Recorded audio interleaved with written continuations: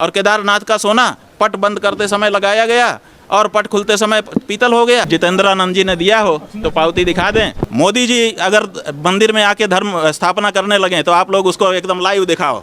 और अगर शंकराचार्य मंदिर के बारे में, धर्म के बारे में कुछ बोल दे तो आप कहो कि सन्यासी को नहीं करना चाहिए। तो भूल चूक लेनी देनी, अगर कोई उनके पास हमारे पास उन्होंने सोना जमा किया है, उसके पास पावती है तो लेके आएँ और लेके जाएं। लेकिन पॉलिटिकल वाले को भी तो धर्म के मामले में नहीं करना चाहिए, आगे बढ़ना चाहिए। इसका मतलब ये केदारनाथ का विकल्प हो रहा है।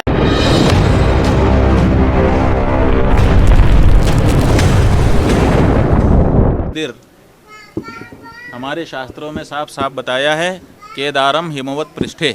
जैसे आपका ये काशी है ना, तो यहाँ पर विश्वनाथ हैं। तो ये कैसे पता चला आपको कि वाराणसी में विश्वनाथ हैं? ऐसे पता चला कि शास्त्र ने कहा वाराणस्याम तो विश्वेशम।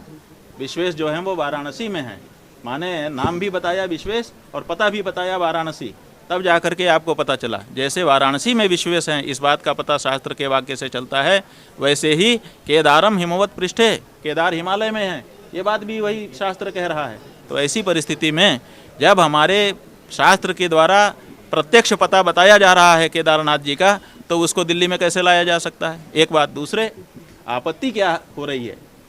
केदारनाथ के नाम से देश में जाने कितने और मंदिर पहले से बने हुए होंगे, ऐसा नहीं है कि नहीं बने हैं, लेकिन उनका शास्त्र में वर्णन होना चाहिए। जैसे आपके काशी में केदार खंड है, 3 खंड हैं, ओंकार खंड है, विश्वनाथ खंड है और केदार खंड है। तो केदार खंड का एक पौराणिक उल्लेख है कि कौन से ब्रह्मचारी थे, वो नियमित रूप से वहाँ की यात्रा करते थे। उसके बाद उनकी वृद्धावस्था आई, फिर उन्होंने प्रार्थना की कि अब मैं नहीं आ पाऊँगा, तो भगवान ने उनके ऊपर कृपा की और वो आ गए। भगवान किसी के ऊपर कृपा करें, वो करतुम अकर्तुम अन्यथा कर्तुम शक्त हैं, वो सब कुछ कर सकते हैं। लेकिन मनुष्य में ये शक्ति नहीं है कि वो जो चाहे कर दे, एक बात। दूसरी बात ये है कि आपत्ति इसलिए ज़्यादा हो रही है क्योंकि जो विज्ञापन हुआ है, जो वो केदारनाथ धाम ट्रस्ट है, उसमें साफ लिखा हुआ है, अंग्रेजी का शब्द लिखा हुआ है, केदारनाथ शिफ्टिंग, केदारनाथ शिफ्ट कर रहे हैं। और हिंदी में भी लिखा है कि अब केदार के दर्शन वहीं पर हो जाएंगे। मुख्यमंत्री जो उत्तराखंड के आए हैं उस कार्यक्रम के भूमि पूजन में, उन्होंने अपने प्रवचन में कहा है, हमने अखबार में पढ़ा कि अब जो बूढ़े हैं, जो लाचार हैं, जो वहाँ नहीं जा सकते, यहीं पे केदार जी का दर्शन हो जाएगा। इसका मतलब ये केदारनाथ का विकल्प हो रहा है। तो केदारनाथ का विकल्प केदारनाथ हो सकते हैं, केदारनाथ का दूसरा कोई विकल्प नहीं हो सकता है, एक बात। और दूसरी बात ये है कि आपने उसमें दान की राशि लिख दिया कि इतने लोग, 1100 लोग मिलेंगे, इतना लाख रुपया देंगे, फिर उसका रिफंड का भी सिस्टम है, जो आपकी सदस्यता है उसको आप ट्रांसफ़र भी कर सकते हैं। ये तो बड़ा एक अलग तरह का, ऐसा तो धार्मिक मामलों में कहीं होता ही नहीं है। एक बार जो व्यक्ति धर्म के लिए अपने हाथ से पैसा देता है, उसके बाद उसको दोबारा छूना नहीं चाहता है, क्योंकि दी गई वस्तु को पुनः वह प्राप्त करना, ये धर्मशास्त्र की दृष्टि से बहुत बड़ा पाप हो जाता है। गौदान करने वाले राजा नृग केवल इसीलिए गिरगिट बन करके कुएं में पड़े थे कई वर्षों तक, क्योंकि उन्होंने एक दी हुई गाय को पुनः किसी ब्राह्मण को भूल से दान कर दिया था। तो इतना बड़ा उनको दोष लगा कि इतने बड़े राजा जो बहुत बड़े गौभक्त थे, गौदानी थे, उनको गिरगिट बन करके लाखों वर्ष तक कूप में रहना पड़ा। तो ऐसी परिस्थिति में एक बार जो पैसा हमने भगवान के निमित्त दे दिया, अब आप कहते हैं कि हमारी स्कीम है कि इसमें आप वापस ले सकते हैं, रिफंड ले सकते हैं, ट्रांसफ़र कर सकते हैं, ये कर सकते हैं, वो कर सकते हैं। तो ये पैसा कमाने का धंधा हमारे मंदिर नहीं है। मंदिर जो है वो आर्थिक केंद्र नहीं है, मंदिर धर्म के केंद्र हैं, उपासना के केंद्र हैं, आध्यात्मिकता के केंद्र हैं। ये जो प्रयास चल रहा है पूरे देश में कि मंदिरों को पैसा कमाने की जगह के रूप में बदल दिया जाए, ये हमारे धर्म पर कुठाराघात है।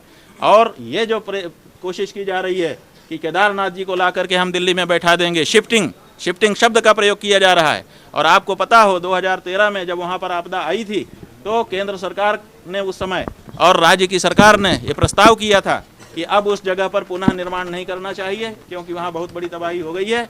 अब केदारनाथ के मंदिर को कहीं शिफ्ट कर देना चाहिए।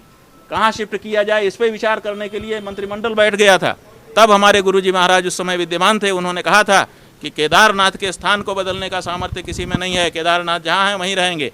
जब इस बात को उस समय दृढ़ता से उठाया गया था, तब जा कर के फिर वहीं पर पुनर्वास का कार्यक्रम किया गया और आज वहीं पर केदारनाथ जी का दर्शन हो रहा है। तो ये कोशिश पहले से होती रही है कि वहाँ से केदारनाथ को हटा करके ऐसी जगह पे ला दिया जाए, उसी कोशिश का ये अंग है और इसीलिए इसका प्रबल विरोध किया जा रहा है और किया जाएगा।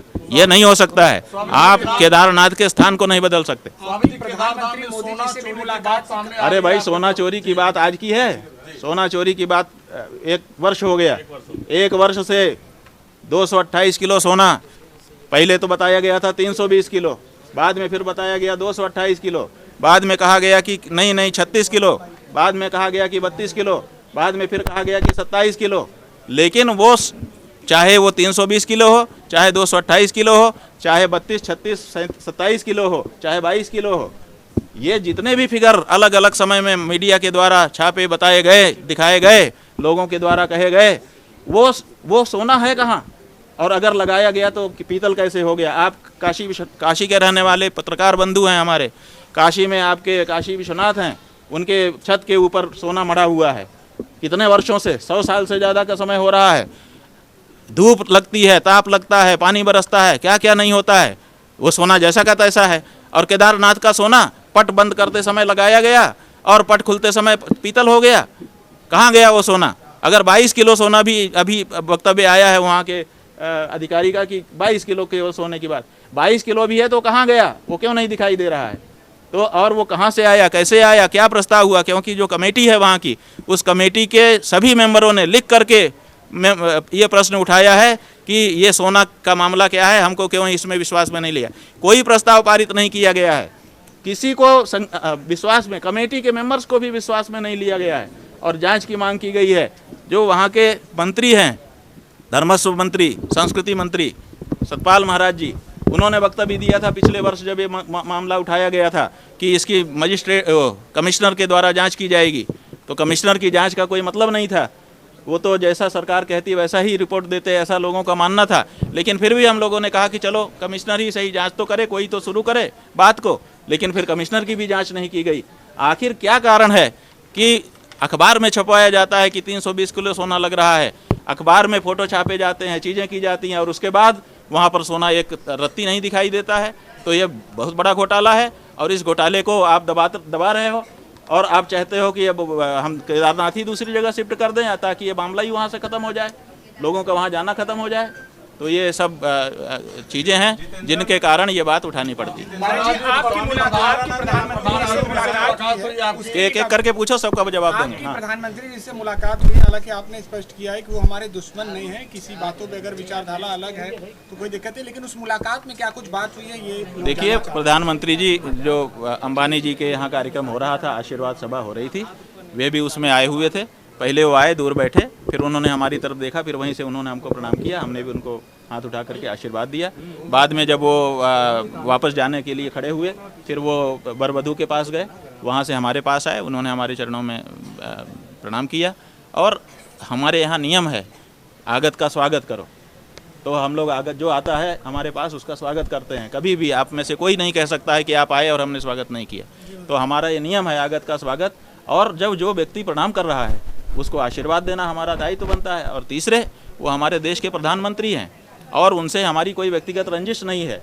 हम सच बता रहे हैं कि इस देश में हमसे बड़ा नरेंद्र मोदी का कोई हितैषी नहीं है। क्यों? क्योंकि आप लोग उनको प्रधानमंत्री के रूप में देखते हो, नेता के रूप में देखते हो। हम ये देखते हैं कि कल को इसका भी प्राण छूटेगा, कल इसका भी शरीर छूटेगा, और जब ये यमराज के दरबार में खड़ा होगा तो ये क्या कहेगा, क्योंकि इतने पाप इसके हाथ से करवा लिए जा रहे हैं, इतनी मूर्तियां तोड़वा ली जा रही हैं, इतनी गायों की हत्या करवा ली जा रही है, ये सब करवाए, जो अशास्त्रीय कार्य किए जा रहे हैं, धर्म विरुद्ध कार्य इसके हाथ से करवा लिए जा रहे हैं, उसका ये क्या जवाब देगा यमराज के दरबार में। तो हम तो उनके लोक का भी सोच रहे हैं, उनके परलोक का भी सोच रहे हैं। और इसीलिए कड़क शब्दों में, क्योंकि हमारे पास तो दूसरा कोई माध्यम नहीं है कि वो सीधे सुन ले तो हम प्रेम से कह दें, तो इसलिए हमको समय समय पर आप लोगों के माध्यम से उनके गलत कामों के लिए कड़क से कहना पड़ता है। लेकिन हमारे मन में उनके लिए मैल नहीं है, हम उनका अच्छा चाह करके वो ये बात कहते हैं। लेकिन क्या करें, आजकल तो जो सच कहे, जो आपके हित की बात कहे, वही कड़वी बात आप स्वीकार ही नहीं करना चाहते हो। आप समझते हो ये हमारा दुश्मन है, तो आप दुश्मन मान के बैठे रहो। लेकिन उन्होंने आकर के हमको प्रणाम किया, हमको लगा कि इनके मन में भी अब कुछ सफाई हुई होगी, इन्होंने शायद हमारी बातें समझी होंगी, तभी तो अब कड़वाहट नहीं मान रहे हैं। तो हमने उनको मन से आशीर्वाद दिया। अपने गले की पहनी हुई माला, गले की माला पहनी हुई शिष्य को पहनाई जाती है और किसी को नहीं पहनाई जाती है, ये बहुत बड़ी चीज़ होती है। लेकिन हमने वो उनको प्यार से पहनाई और उनको आशीर्वाद दिया। भगवान उनको और ऊंचा ओहदा दें और उनके अंदर शक्ति दें कि उनके हाथों से जो गलत काम उनके चट्टे बट्टे करवा रहे हैं वो कम से कम इस मामले में कड़क हो जाएं। जैसे हम कड़क हैं वैसे ही हम चाहते हैं कि नरेंद्र मोदी इस मामले में कड़े हो जाएंगे। भाई गलत काम हमसे मत करवाओ, करवाना चाहोगे तो हम नहीं करेंगे, इतना तो कहें। वो भाई वो शिष्य हो जाए वो उनसे पूछिए, हमने जो किया हम अपनी बात बता सकते हैं। और जगत गुरु हैं, जगत गुरु का तो सभी शिष्य है। एक आखिरी सवाल, गंभीर आरोप लगाए हैं। हाँ ठीक है, बताइए जितेंद्र आनंद जी क्या कह रहे हैं। ग्राम सोने के लिए मतलब उन्होंने आप लोग पर आरोप ऐसा है कि जितने हमने अभी एयरपोर्ट में हम आए तो वहाँ पर कुछ पत्रकार बंधु थे, उन्होंने हमको उनका वक्तव्य दिखाया। वो बहुत हमारे प्रेमी रहे हैं पहले, गंगा अभियान के समय में हमारे पास सहयोग के लिए आते थे, हम उनको पूरा सहयोग भी करते थे और बहुत मिल करके हम लोगों ने काम किया है। हमारे उनसे कोई वो नहीं है। अब अपने विचार हैं। जहाँ तक सोने की बात है, वो कह रहे हैं कि सोने का हिसाब आप दीजिए, आप केदारनाथ के सोने की बात मत करिए। तो पहले तो ये कि केदारनाथ के सोने की बात हम क्यों ना करें, इसका कारण उन्होंने नहीं बताया कि आखिर क्या कारण है कि हम केदारनाथ के सोने की बात नहीं कर सकते एक श्रद्धालु के रूप में। और दूसरी बात यह है कि अगर उनके किसी व्यक्ति ने हमको सोना दिया हो, आकर के वो प्रमाणित करे, हमसे ले जाए। हमने किसी से सोना नहीं लिया, आप लोग स्वयं साक्षी हो। हम लोगों ने स्वर्णालय श्री राम लला की योजना बनाई थी, 25 लाख रुपया खर्च करके हमने चंदन की लकड़ी से भगवान का बाल मंदिर बनवाया था। अभी भी हमारे लंका के आश्रम में रखा हुआ है, उसको आप लोगों को दिखाया था। और उसमें सोना मढ़ करके भगवान को उसमें विराजमान करने का हम लोगों का इरादा था। लेकिन जब ये बात हम लोगों ने सोना लेने के लिए योजना भी शुरू कर दी थी और शुरुआती 10-12 लोगों ने हमको सोना यहाँ पर आपके सामने दिया था, आपके कैमरे के सामने हमने उसको कलेक्ट किया था, सबके नाम पते लिखे थे। और जब ये बात आगे बढ़ी तब उन लोगों ने तुरंत एक फाइबर का जापानी वो जो गैल्वेनाइज का वो होता है उसका तुरंत उन्होंने बाल मंदिर बनाया और उसमें भगवान को बैठा दिया। तो हम लोगों ने कहा कि भाई इसको अब लेंगे कि नहीं, उन्होंने सूचना आ गई कि नहीं हम तो इसमें बैठाएंगे। तो हम लोगों ने वो योजना बंद कर दी और जिन लोगों ने हमको सुना दिया था 10-12 लोगों ने, उनको सबको जो दिया था वापस कर दिया। उसके अलावा किसी ने हमको दिया नहीं था। और अगर जितेंद्र आनंद जी ने दिया हो तो पावती दिखा दें तो हम उनको वापस कर दें, क्या दिक्कत है। देखिए पैसे के मामले में, रुपए पैसे के मामले में, सोना चांदी के मामले में पावती होती है, जो लेता है वो पावती देता है और उसमें नीचे लिखा रहता है भूल चूक लेनी देनी, ठीक है, और लिखा रहता है कि कागज से वापस होगा।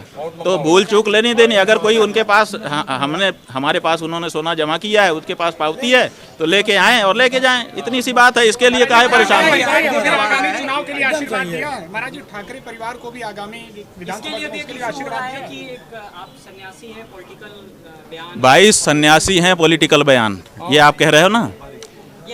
ये देखिए, हम सन्यासी हैं, पॉलिटिकल बयान नहीं देना चाहिए, बिल्कुल सही है, एकदम सही है। हम इस सिद्धांत के हैं। लेकिन पॉलिटिकल वाले को भी तो धर्म के मामले में नहीं करना चाहिए, आगे बढ़ना चाहिए। पॉलिटिकल वाला धर्म के मामले में आगे बढ़े, आप लोग उसका समर्थन करो। मोदी जी अगर मंदिर में आके धर्म स्थापना करने लगे तो आप लोग उसको एकदम लाइव दिखाओ। और अगर शंकराचार्य मंदिर के बारे में, धर्म के बारे में कुछ बोल दे तो आप कहो कि सन्यासी को नहीं करना चाहिए। राजनीतिज्ञ लोग धर्म में हस्तक्षेप बंद करें, हम गारंटी दे रहे हैं कि हम राजनीति में बोलना बंद कर देंगे। लेकिन आप हमारे धर्म में निरंतर हस्तक्षेप करते चले जा रहे हो और हम धर्म के बारे में ना बोलें। अच्छा, जो राजनीतिज्ञ हैं, क्या उनके जीवन में अगर जो धर्म है उसका पालन उनको नहीं करना चाहिए? क्या हमको एक धर्माचार्य के रूप में किसी को सच्चा हिंदू तो नहीं बताना चाहिए? क्या हमको विश्वासघात जैसा जो पाप है उसके बारे में लोगों को, जनता को सचेत नहीं करना चाहिए कि देखो अगर तुम धार्मिक हो तो तुमको किसी के साथ विश्वासघात नहीं करना चाहिए? ये बात हमको नहीं कहनी चाहिए। हमने कोई राजनीति की बात नहीं कही, हमने धर्म की बात कही है। क्यों? क्योंकि केवल हम हिंदू हैं कह देने से नहीं होगा। जब हम धर्म के मर्म को जानेंगे और उसको अपने जीवन में अपनाएंगे तभी हम हिंदू होंगे। तो धार्मिकता अपने सच्चे स्वरूप में लोगों के जीवन में प्रतिष्ठित हो, उसकी व्याख्या समय समय पर अगर धर्माचार्य नहीं करेगा तो धर्माचार्य अपना कार्य नहीं कर रहा है, यह माना जाएगा। इसलिए जहाँ जैसा मौका होता है वहाँ हम धर्म की व्याख्या करते हैं।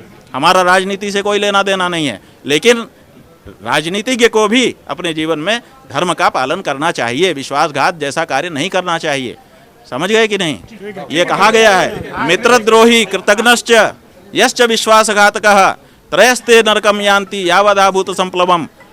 मित्र का द्रोह करना, किसी ने आपके ऊपर उपकार किया है उसको भुला देना, और विश्वास का घात करना, ये जो 3 लोग हैं ये जब तक प्रलय नहीं हो जाता है तब तक के लिए नरक में धकेल दिए जाते हैं।